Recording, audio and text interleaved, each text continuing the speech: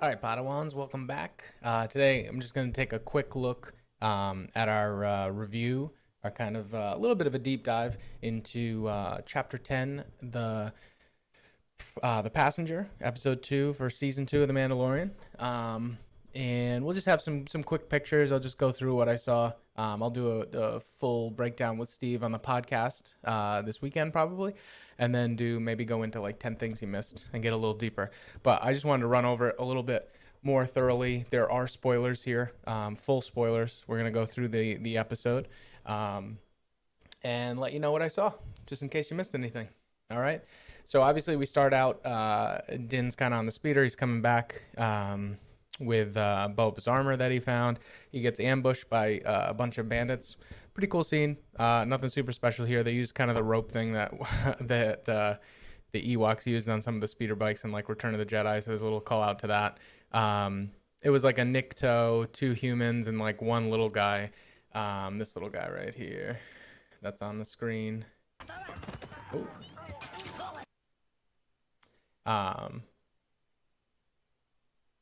He kind of speaks like a Jawa / Ewok kind of thing, so I'm not sure. The subtitles really didn't get into it. Just said speaks alien language. I think they've adjusted the subtitles a little bit this year because there's not as many secrets that I've found. We'll get into some of the things later that they just say like alien language or whatever. So it's not like there's not a ton of information in there. So anyway, so he the little guy actually ends up kind of taking the child and holding a knife to him, and Din basically gives him his jetpack because that's what the Jawa or Ewok, whatever this guy is, wants. And as he's walking away, he just hits the button and flings him in the air. Another interesting little thing that's like violence in front of the child. So it'll be interesting to see if they start to play out like the child is with Din and there's like a lot of violence going on. So we'll see if he starts to kind of float to the dark side without any kind of training, right? Because that was like a big thing with the Jedi. Anyways, so they ruined his speeder, so he's got to hoof it back to Mos Eisley. When he gets back, he goes to the bar. Same bar we've seen a bunch, the Mos Eisley bar, and there's the droid bartender. There's also like a human and what looks like a dirty Gregorian, which are these guys. Moroff was the famous one from like Saw's gang. I don't know if this is not big. Let me pull this up a little bit. Yeah, so he's kind of in the background. He's pretty dirty. I saw an angle of him behind the Mandalorian when Mandalorian goes over and talks to Pelly. So it's definitely one of these guys. Super dirty. Obviously been around, probably on Tatooine, got the sand and everything. So he's almost yellow. Anyways, moving on.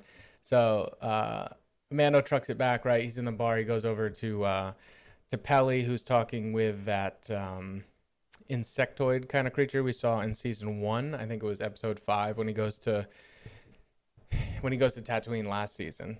This alien was kind of sitting in the corner. Pelly calls him Dr. Mandible. So obviously no species hint there. There's obviously a million species that he could be, but doesn't fit anything exactly. So we still don't know. They kind of go through it. She convinces Mando to pay for his bet, basically. So she basically steals the money because she knows she's going to win that hand.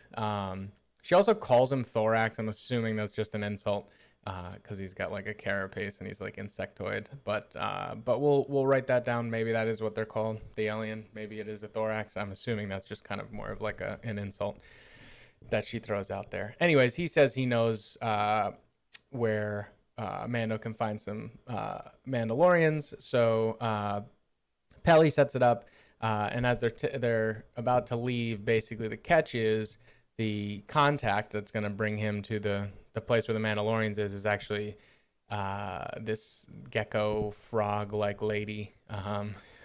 What fog lady? The frog lady. We saw one of these in season 1. I don't think it was this exact lady. And she's got some eggs, so he can't. The catch is he can't go into hyperspace. Sorry. So because the eggs will die apparently. So anyways, so he has to transport her to her husband and the eggs so that they can hatch, fertilize, and whatever, and continue their lifeline, their family line.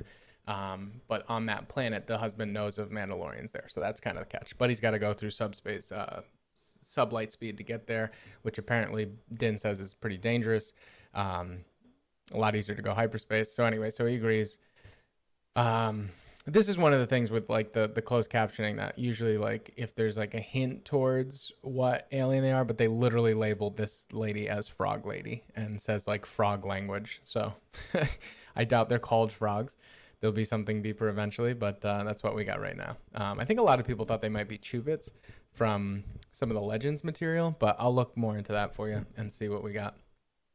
Anyways, so the place where the Mandalorians are is supposedly the estuary moon of Trask in the system of the gas giant Kol Iban.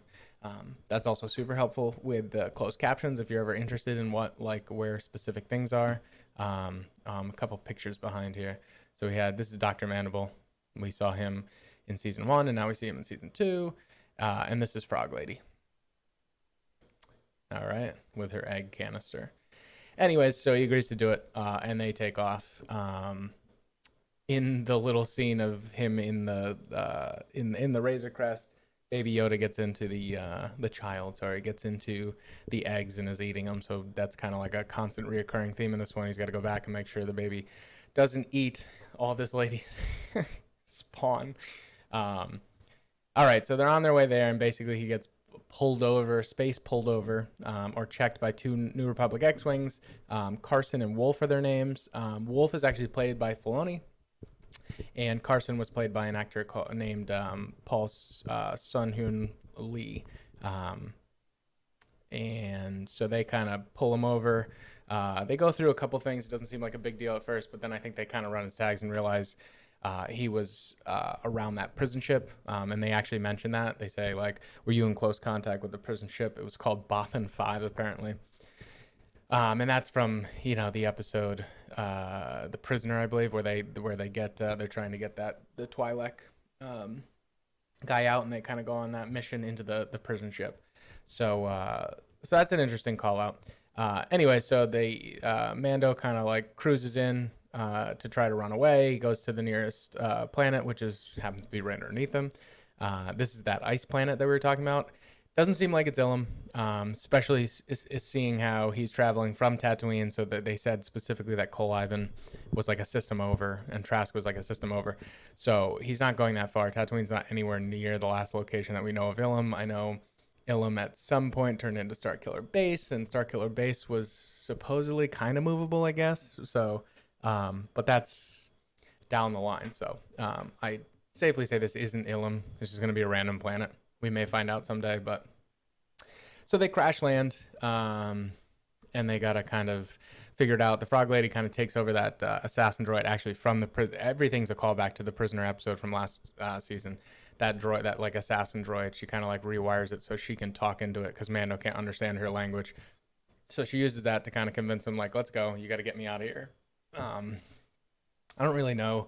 I guess it's just a speed up thing. Like, Mando obviously has to fix the ship and get him out of there. Like, they're not going to live on that planet. So as he's doing that, the Frog Lady actually finds like a heated spring. And so Mando goes looking for her because he has no idea where she went. And she's just kind of floated in this like heated water with the eggs. And he's kind of like, look, we got to get out of here. So he starts picking up the eggs. Baby Yoda kind of wanders off, finds some interesting looking eggs. Again, he's just obsessed with eating eggs.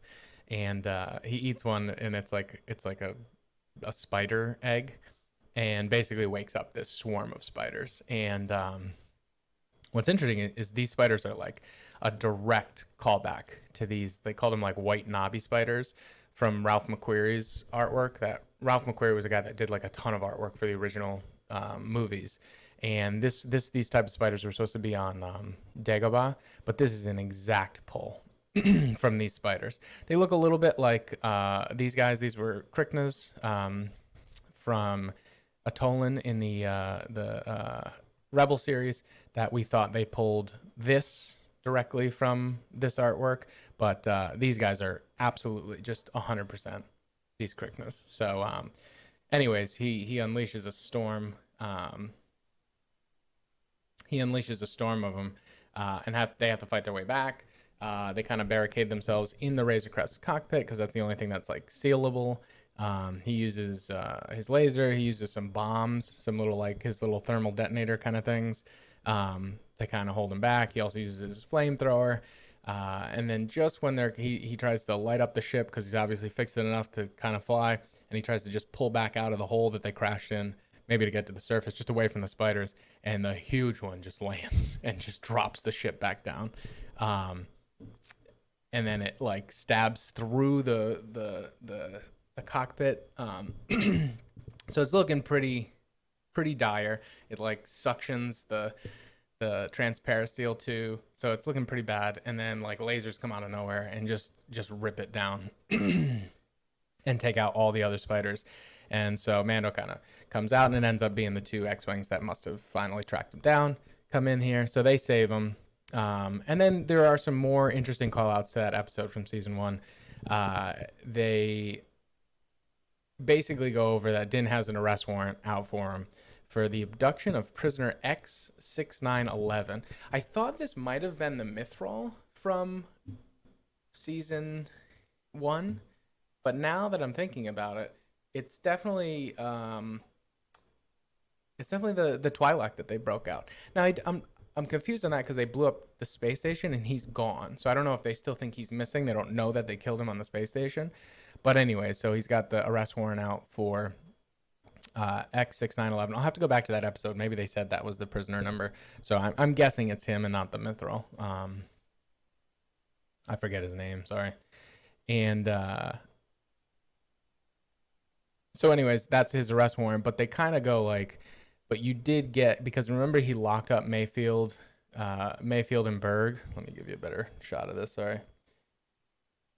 He locked up Mayfield and Berg, and also Jian, who was the prisoner. I can't remember his name. This was the prisoner's sister. He locked them up and left them there. So they basically kind of go, all right, well, you have an arrest warrant out for the prisoner you broke out, but you did get us these 3 wanted criminals and leave them there. And they said he put his life on the line to protect Davin, who was did I have that? This guy that Jian kills with a knife. So he did try to protect him, I guess, in the footage that they saw, and he gave them 3 prisoners for 1. Apparently, they don't know that the other prisoner got killed, so he basically gave them 3 and killed the most dangerous one that they already had. So they basically kind of go like, you know what I mean? Like, that's why we're saving you. You did a good thing. And Din goes, well, can you help me like fix the thing? And I won't claim the bounties, kind of as a joke, because obviously he's not claiming the bounties.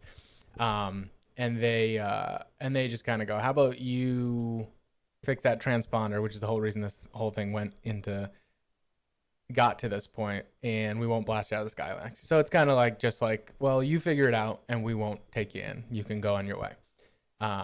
So he does. He eventually gets out, and he's limping out. So at the end of the episode, we see the Razor Crest limping out. Obviously, we're probably going to see that from the trailer is how he limps into Trask, which is also that water planet, I'm guessing, from the trailer as well. And that's where we may see Sasha Banks' character, which is she's looking for Mandalorians. So could be Sabine, maybe not. Either way, I think that's where we're going next episode. So I think next episode will be the one that's really not filler, right? We're going to start to move the story along. But yeah, it was fun. It was definitely, I mean, if you're one of those people who if you're one of those people that thought last episode was a filler, you're going to think this one's a filler too.